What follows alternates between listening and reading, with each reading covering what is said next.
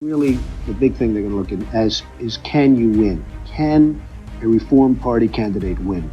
Because I believe I could get the Reform Party nomination. I don't even think it would be that tough. It's going to be Buchanan, and I think Buchanan just blew himself out with the book and his love affair with Adolf Hitler. I mean, you know, how he said this is beyond belief.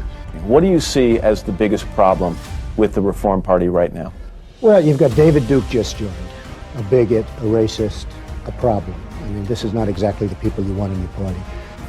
I do want to express thanks to you, Donald Trump, for being with us tonight. We need your building skills, your gusto, your rent package for people on Wall Street who represent diversity. And we thank you for coming tonight. Let's give Donald Trump a big hand.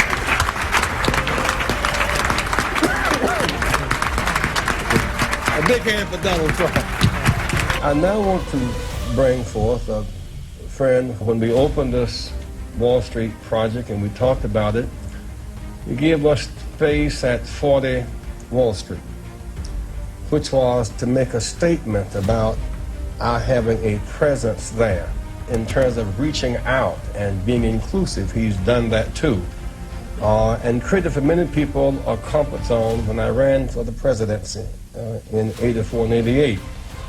And many others thought it was either laughable or something to avoid. He came to our business meeting here in New York because he has this sense of the curious and a will to risk to make things better. He's a serious person who's an effective builder of building for the builder of people. Last year he was a part of our workshop, of our panel workshop on what are the challenges and opportunities. And so this, a year later, Donald Trump, for a few minutes, challenges and opportunities to embrace the underserved communities. Donald Trump.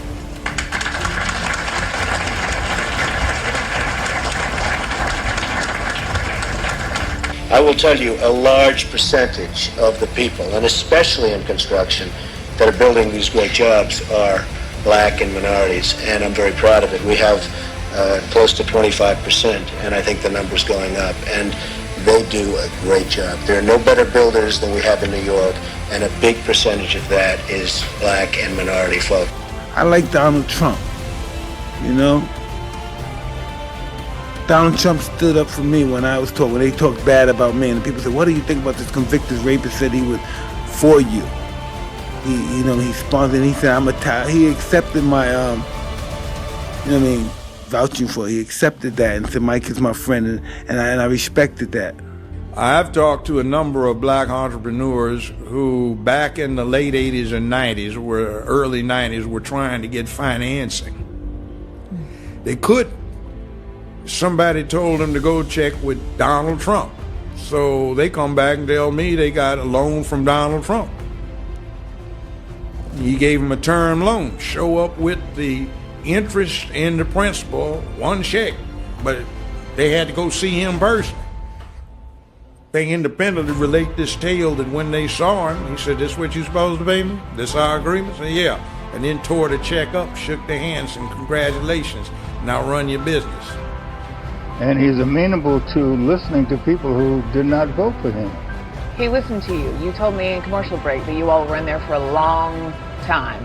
Yes. What did you talk about and what did you ask of him? We talked about making America a better country.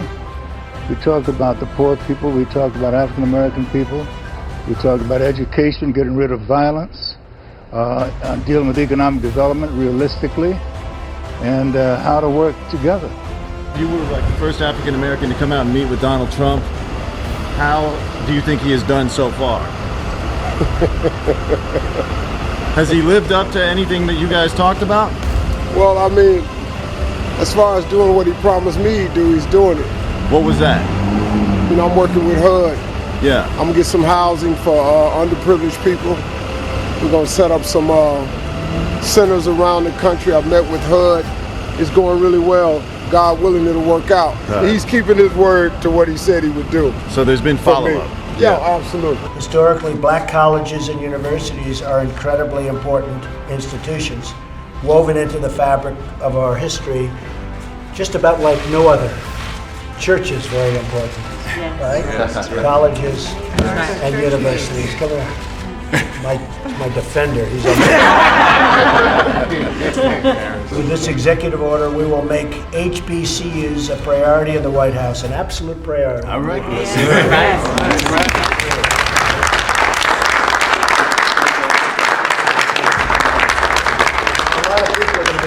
That they're not a priority, but that's okay. President Trump is not a racist. I've been with the president recently quite a bit, and when he signed the legislation making the historic site, Martin Luther King site in Atlanta, Georgia, a national park, it was introduced by Congressman John Lewis, and that, believe it or not, that's one thing the two of them did together. It took two to do it, and I'm so glad the president has done it. But what is so outrageous to call a man a racist who continues to acknowledge the significant work of Dr. Martin Luther King Jr., Reverend Dr. Martin Luther King Jr., my uncle, in a positive way. And he puts his money where his mouth is. He puts his energy behind it. Working together with my administration over the last 2 years, these members have reached a bipartisan agreement. Did I hear the word bipartisan? There you go. Did I hear that word? That's a nice word. Bipartisan agreement on prison reform legislation known as the first step. And that's what it is. It's a first step, but it's a very big first step. Today, I'm thrilled to announce my support for this bipartisan bill that will make our community safer and give former inmates a second chance at life after they have served their time. So important. We're also proud to have with us on stage 5 more Americans who have been released under the First Step Act and transformed their lives. And that includes Gregory Allen. Where's Gregory? Gregory. Hi, Gregory.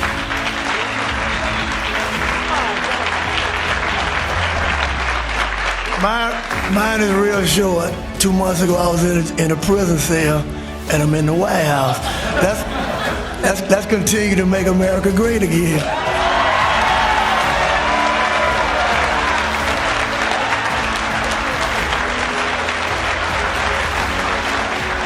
That's good. Hakeem Jeffries on the left, Jared Kushner, and Donald Trump on the right have brought together a coalition like I've never seen. You've got literally the National Association of Manufacturers, Fox News, and Sean Hannity on the same page with Nancy Pelosi, Cory Booker, the ACLU, Cut 50. Something as beautiful is happening. And it's not that you have to see it to believe it. You have to believe it to see it. It's happening right now. People coming together in America to help the people who have nothing. And it's amazing. With the creation of today's council, the resources of the whole federal government will be leveraged to rebuild low-income and impoverished neighborhoods that have been ignored by Washington in years past. The council will focus its efforts on opportunity zones, a crucial part of tax cuts that we passed last year. Under our new tax cuts, any distressed area that is designated as an opportunity zone will receive massive incentives for private sector investment, including zero capital gains tax on any investment held for at least 10 years. With opportunity zones, we're drawing investment into neglected and underserved communities of America so that all Americans, regardless of zip code, have access to the American dream. The Treasury Department has estimated that as a result of these tax incentives, private businesses will invest $100 billion in opportunity zones.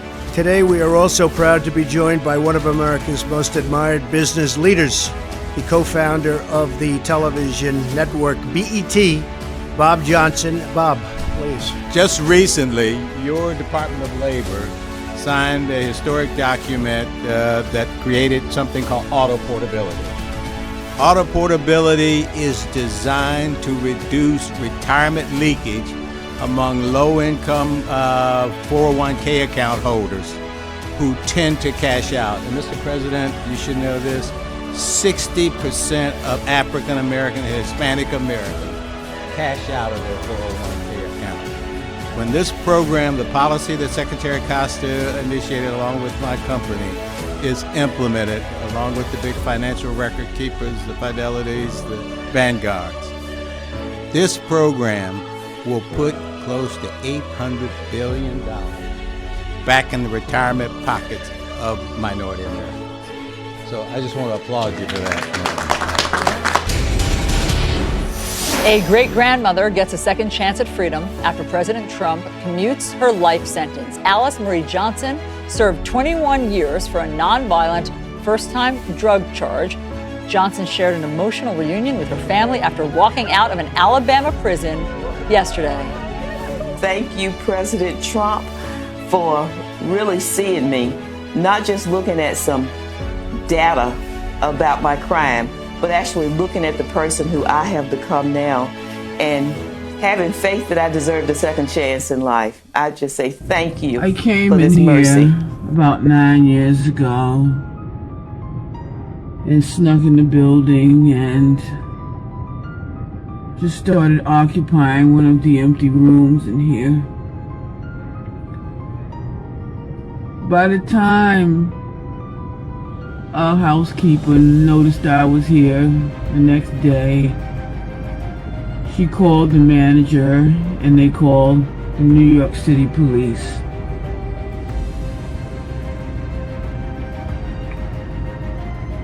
Who came up here and told me I had to leave or I would be arrested.